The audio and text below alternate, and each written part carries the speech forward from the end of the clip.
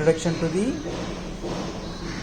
DC power generation using DC motor. In this project we are using one DC motor and one LED strip. So this is the DC motor. So it is a 30 rpm DC motor. So this DC motor will be works on the electromagnetic field. So we know that which is works on the Faraday's laws of induction. So Faraday's laws state that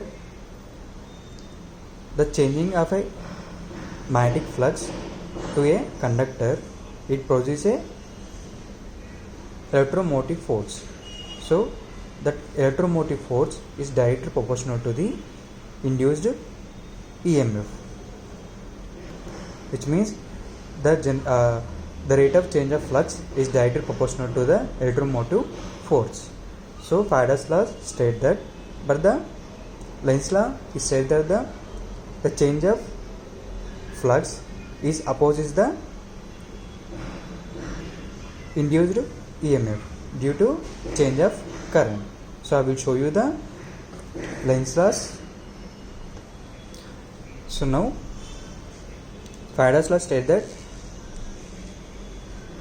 if a conductor comes nearly to the change of magnetic flux, then it will be generate a electromotive force. So we can see this is the electromotive force. So current will be generating in one direction. So it is an anti-clockwise direction. We can see it is generating. So Lenz's law say that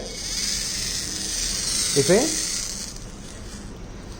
a electromagnetic force is opposes the change of flux due to current direction. Now the current direction was changed because it is rotating in a clockwise direction. So the polarities are changed. So if I rotate this one anti-clockwise, power will be generated. If I rotate this one to clockwise direction, polarities will be changed. Then there will be no power will be generated. So in this way, this part will be worked. Thanks for the watching.